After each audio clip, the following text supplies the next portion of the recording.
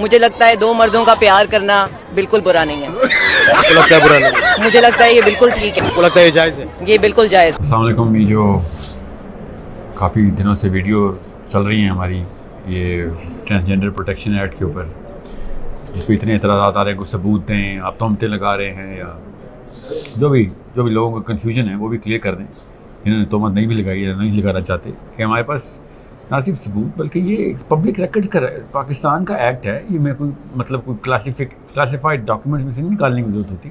बहरहाल अभी डॉक्टर साहब हमारे साथ हैं, डॉक्टर इरफान हुआ कि केम टू मी फर्स्ट, जिनकी वजह से मुझे पता चला है सारा, जो कि केस भी कर रहे हैं, केस को कोर्ट्स में हर वक्त रहते हैं, सारा का सारा मामला इस वक्त क्या चल रहा है वो बताएंगे।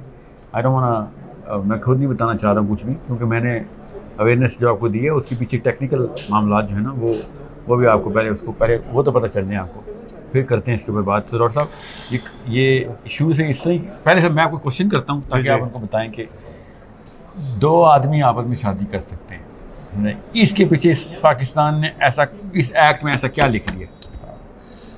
ये जी एक्ट है ट्रांसजेंडर्स राइट प्रोटेक्शन एक्ट 2018, और बेसिकली इसको कवर दिया गया है कि ये कानून बराए तहफ़्फ़ुज़ हकूक़ ख्वाजा सरा एक्ट है।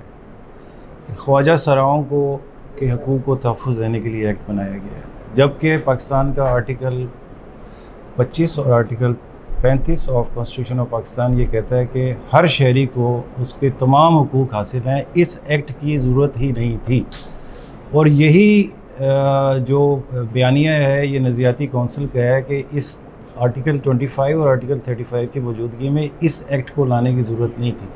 अब इस एक्ट को क्यों लाया गया? क्योंकि इसके अंदर बेसिकली एक छोटी सी डेफिनेशन को चेंज करके कवर दिया गया है कि किस तरह से ट्रांसजेंडर्स, जो रियल ट्रांसजेंडर्स हैं, उनके साथ साथ गेज़, लेस्बियंस और बाइसेक्सुअल्स, जो कि LGBT का एक्चुअली मफ़हूम है, उनको किस तरह इसमें शामिल किया जाए, और हुकूमत पाकिस्तान नादरा के ज़रिए उनको एक एक्स कैटेगरी का कार्ड दे दे, ताकि ये लीगलाइज हो जाए कि ये शख्स जो बायोलॉजिकली तो ट्रांसजेंडर नहीं है, बायोलॉजिकली तो मुखन्नस नहीं है, मगर वो लोग जो बने हुए हैं, जो गेज़ या लेस्बियंस की शक्ल में एक्टिव हैं, अनफॉर्चुनेटली इस वक्त हमारी कम्युनिटी में बहुत सारे लोग ऐसे हैं, छुप के बहुत लोग काम कर रहे हैं, मगर इस कानून के ज़रिए उसको एक लीगल कवर दे दिया गया।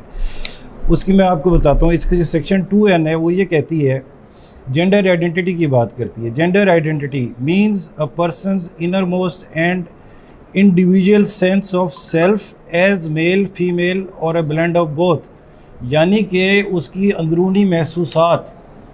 उर्दू में अगर आप इसको समझें, ये इसका उर्दू में तर्जुमा आपको पढ़ के बता देता हूँ। इसी कानून का उर्दू ये तर्जुमा है कि ख्वाजा सरा की शनाख्त को कैसे तस्लीम किया जाएगा। एक ख्वाजा सरा शख्स को इस कानून की रूह से अपनी मर्ज़ी के मुताबिक मुतय्यन सिनफ़ी शनाख्त के मुताबिक तस्लीम किया जाएगा, यानी वो खुद डिसाइड करेगा कि उसके अंदर ये फीलिंग्स आ गई हैं, वेरिफिकेशन कैसे होगी? जी, और उसकी वेरिफिकेशन जो है उसके लिए कोई एक्सटर्नल अथॉरिटी नहीं रखी गई।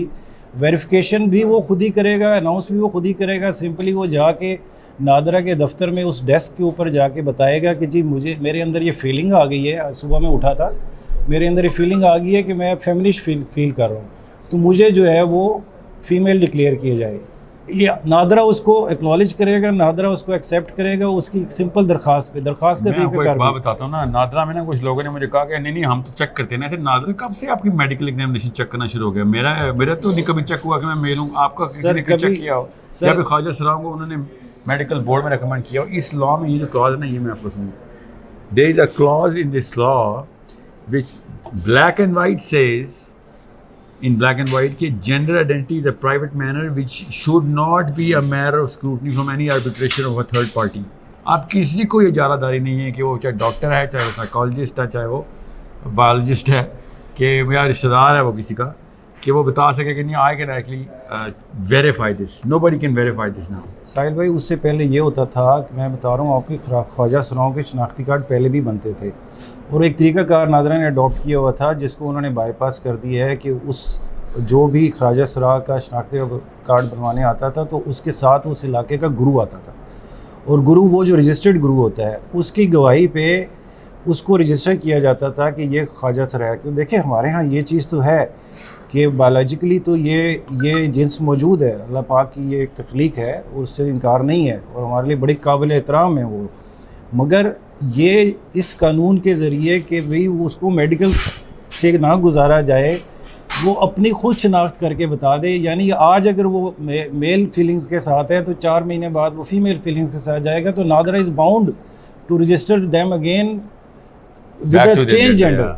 ये है इसमें चीज़, और इस चीज़ को लोगों को समझना है। इसको इसका वो अनाउंस वो कर देना, कौन सा एक्ट है जी? ये देखें, registered number M302 L7446 transgenders rights protection act 2018। इसकी आप L7646 इसकी आप सेक्शंस 2 की डिटेल पढ़ लीजिए और 3 की डिटेल्स पढ़ लीजिए।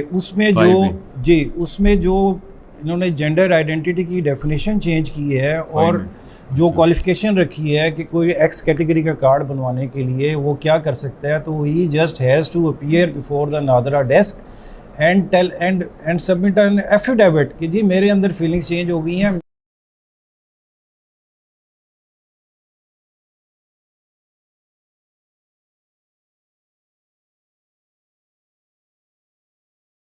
मैं अपने आप को औरत फील कर रहा हूँ। अब देखिए उसका मुकाबली जायज़ा लेते हैं कि इंडिया में बिल्कुल इसी साल ये कानून जो है वो राइज किया गया है, और इंडिया का कानून क्या कहता है ये भी आपको इंडिया की वेबसाइट पे आप जाइएगा, ट्रांसजेंडर एक्ट 2016 इंडिया, उसमें इन्होंने बाकायदा एक मेडिकल बोर्ड की शर्त रखी है कि किसी को ट्रांसजेंडर अनाउंस करने से पहले उसका मेडिकल बोर्ड होगा। और इनकी सेक्शन 20 ये कहती है, उसका 2 part, the district steering committee referred to in sub section 1 shell compromise, यानी कि जो मेडिकल बोर्ड होगा उसमें कौन कौन होगा?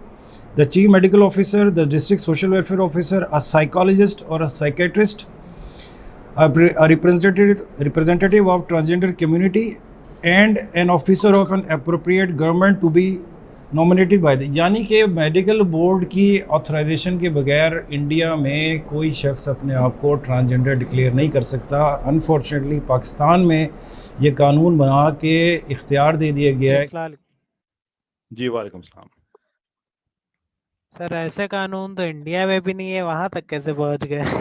इंडिया में भी नहीं, बिल्कुल आपने दुरुस्त फरमाया। मैं इसका कंपैरिजन पढ़ रहा था पाकिस्तान और इंडिया का कानून का।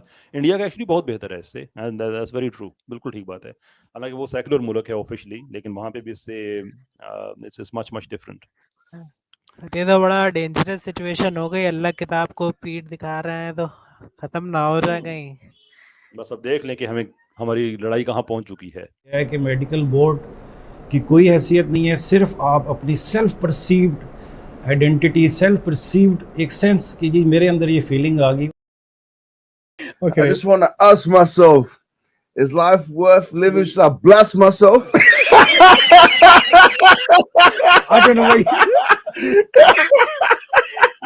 Go back to sleep, bro. और एक्चुअली यही फिनोमेना है, गेज या लेस्बियंस जो हैं वो यही कहते हैं कि जी हमारे अंदर फीलिंग है, बल्कि वो डबल स्पिरिट का भी कॉन्सेप्ट है कि हमारे अंदर 2 रूहें हैं।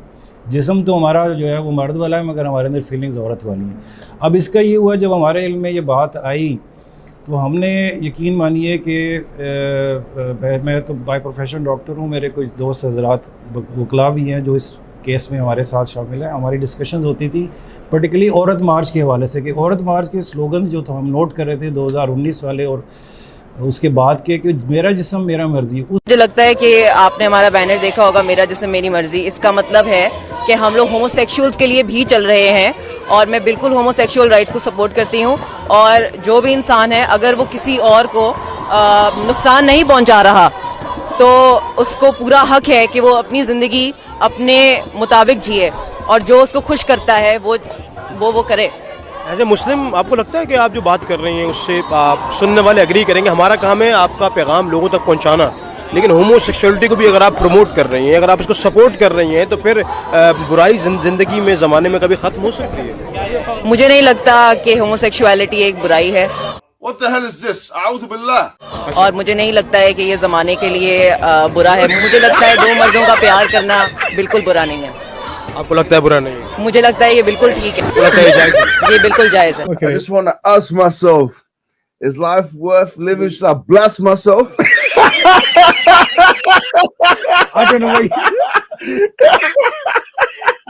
Go back to sleep, bro. Go back to sleep. Sorry. हम चाहते हैं कि हम अपनी मर्जी कर सकें और जो हमारे दिल में आता है हम कर सकें। इसको हमने समझने की कोशिश की तो वहाँ पे हमें ये पता लगा कि औरत फॉर मार्च के जो स्पॉन्सर्स थे वो इस कानून को बहुत ज़्यादा अपलॉड करते हैं, बहुत ज़्यादा इसकी वो चर्चा करते हैं। तो जब वहाँ से जाके देखा तो पता लगा कि ये असल वजह है। एक्चुअली मेरा जिसम मेरी मर्ज़ी ये है कि मेरी मर्ज़ी है कि मैं मर्द के साथ प्यार करूँ या औरत के साथ। ये उनके आपने इस दफ़ा के औरत मार्च में देखा होगा कि ओपनली उन्होंने कहा है, मेरे पास वीडियोस मौजूद हैं, आपके साथ शेयर भी कर दी जाएंगी, कि वो ओपनली कह रहे हैं कि अब हमें हुकूमत पाकिस्तान ने कानूनी तहफ़्फ़ुज़ दे दिया है कि हम जिस तरह चाहेंगे अपने जिस्म को इस्तेमाल करेंगे। ये एक्चुअली औरत मार्च फिनोमेना था जिसके अंदर से ये निकला है और ये कानून अब उनको प्रोटेक्शन दे रहा है। कितने हज़ार शनाख्ती कार्ड एक्स कैटेगरी के इशू हो चुके हैं उन लोगों को जो कि बायोलॉजिकली नहीं है मुखन्नस या खुसरा या ट्रांसजेंडर, मगर वो खुद बने हुए हैं और उनको एक कवर मिल गया कोर्ट ये के एक्चुअली। अब इसके ऊपर हम कोर्ट गए हैं, petition number 5I and 6I of 2020, मुझ समेत एक और दोस्त हैं हमारे एडवोकेट हैं हमाद हुसैन। हमने इसको चैलेंज किया शरीयत कोर्ट में। शरीयत कोर्ट के अंदर ये मामला बाकायदा रेगुलर हियरिंग के लिए लगा हुआ है। कोरोना की वजह से और तातीलात की वजह से ये मामला जो है कुछ अर्सा नहीं सुना गया। कोर्ट ने हुकूमत पाकिस्तान को, रेलेवेंट मिनिस्ट्रीज़ को, ministry of law and justice को, मिनिस्ट्री ऑफ ह्यूमन राइट्स को और तमाम स्टेक होल्डर्स, जो मिनिस्ट्री ने एक कमेटी बनाई हुई है ट्रांसजेंडर्स राइट्स प्रोटेक्शन एक्ट के तहत, उसके सरबराह को भी बुलाया हुआ है और ट्रांसजेंडर कम्यूनिटी जो है, इवन उनमें वो लोग भी जो कि इनको गेज और लेस्बियंस को रिप्रेजेंट करते हैं, उनको भी बुलाया हुआ है। और नेक्स्ट हियरिंग जो है इसकी 27 अक्टूबर को है। और यहाँ मैं एक बात का जिक्र करना बहुत ज़रूरी समझता हूँ कि अनफॉर्चुनेटली हमें इस मामले में पूरे पाकिस्तान से, हमने तमाम उलमा कराम से जितने बड़े बड़े नाम हैं हमने रब्ता किया, मगर किसी ने हमारी बात को नहीं समझा। What the hell is this? A'udhu billah.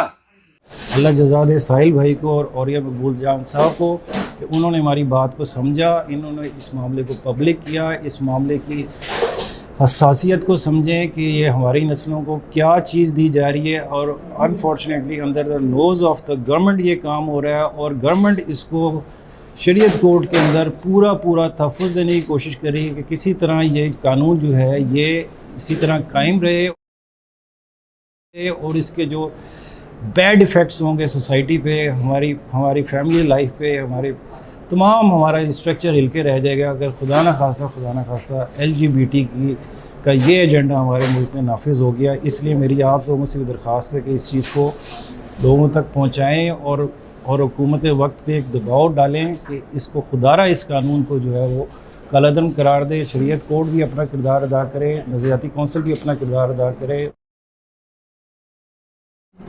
और ये जो शरिया काउंसिल से मुझे कॉल आ रही है ना कि आप सबूत दें, तो वो जो सबूत वो मांग रहे हैं, मैं वो कह रहे हैं ऐसा लॉ कौन सा है जिसमें आपने ये टेंडर जी ये लॉ का मैंने बता दिया, आपको वो सबूत मिल गया तो जी ये लॉ है। और ये बल्कि ये मैं रिक्वेस्ट करूँगा कि इस वीडियो के साथ जो शरिया ये नज़रियाती कौंसिल का जो जवाब है और हमारा जो सवालनामा था वो भी आप स्लाइड पे चला दीजिएगा ताकि लोगों को क्लैरिटी हो जाए कि वो इतने बाखबर नहीं है, उन्हें सब पता है कि ये कानून पास हुआ है। और जो LGBT वाले ग्रुप्स हैं वो ये कहते हैं कि जी ये कानून पास हुआ है क्योंकि नज़रियाती कौंसिल ने इसको पास किया है, वो ये क्लेम करते हैं। और हमारे पास वो रिटर्न सबूत भी मौजूद है जो कि इस वीडियो के साथ उसको टैग कर दी जाएगी, आप देख लीजिएगा कि everybody is aware of the evil which is coming, बल्कि मैं कहूँगा they have been a part of the evil unfortunately. Thank you very much.